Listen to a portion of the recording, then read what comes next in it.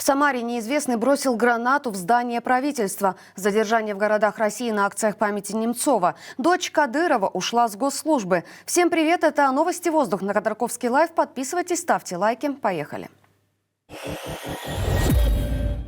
Начнем с происшествий. В Самаре неизвестный бросил гранату в здание правительства области. Граната взорвалась у входа в здание, мужчину задержали. Об этом сообщили близкие к силовым ведомствам телеграм-каналы и подтвердил губернатор Самарской области Вячеслав Федорищев. По его словам, взрыв произошел в 5:30 утра по местному времени. В результате повреждена тротуарная плитка. Жертв и пострадавших нет, подозреваемый задержан.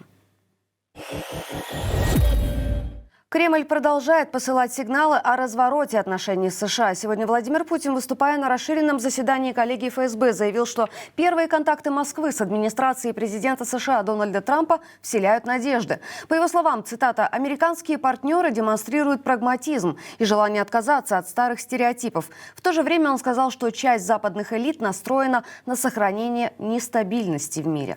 Первые контакты с новой американской администрацией вселяют определенные надежды.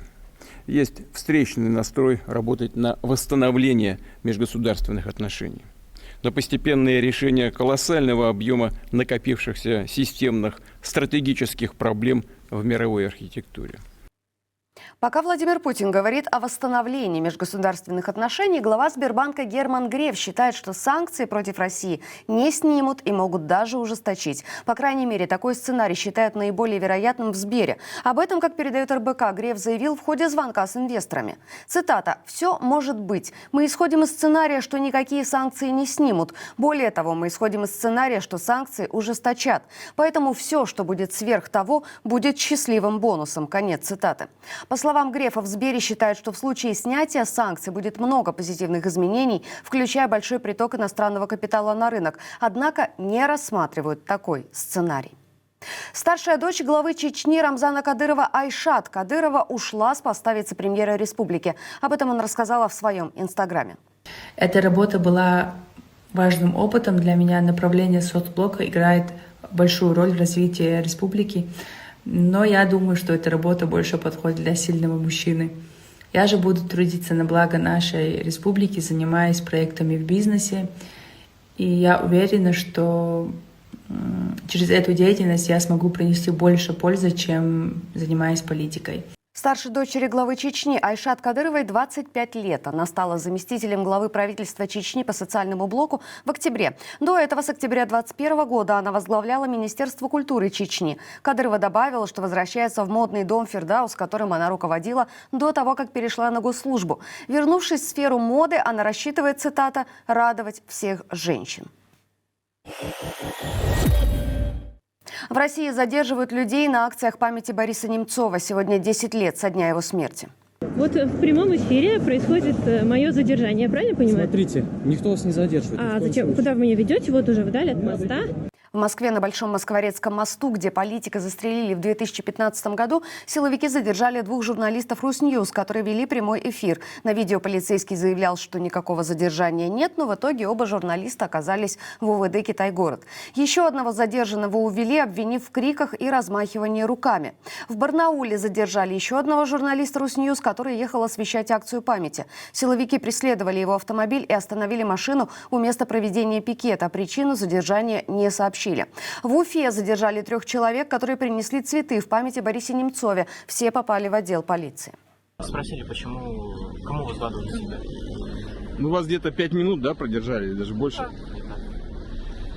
Это Новосибирск. Силовики собирают данные тех, кто приносит букеты к памятнику жертвам репрессий и спрашивают, зачем они пришли. По словам очевидцев, также с монумента в течение дня выбрасывают цветы.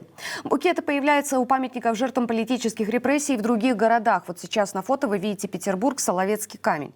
А вот это будет Нижний Новгород. Там жители соорудили мемориал Борису Немцову и несут цветы к нему. Политик был первым губернатором Нижегородской области.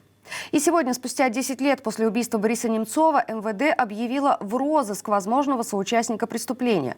Как пишет издание агентства, в базе розыска появился Абдул Эльмурзаев, который следил за политиком за 2 месяца до трагедии. По какой статье он разыскивается, неизвестно. Как сообщала «Медиазона», анализ биллингов из уголовного дела показал, что в 2014 году Эльмурзаев проводил офисы и дома Немцова по 8 часов подряд. При этом следователи, как отмечало издание, не стали изучать эти данные. Добавлю, по делу об убийстве Немцова получили сроки только исполнители. Один из них был помилован и уехал на войну. Заказчики до сих пор не названы.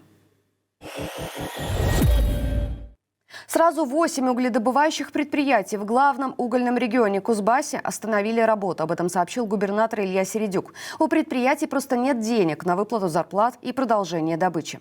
Своим сотрудникам они должны 220 миллионов рублей. Около 500 человек не получают зарплату по несколько месяцев. Работникам шахты Инской руководство намерено выдать часть денег в виде материальной помощи. Кроме того, с ноября прошлого года только на этой шахте уволили почти 300 человек. Руководство сейчас находится под следствием. Вероятно, предприятие законсервируют.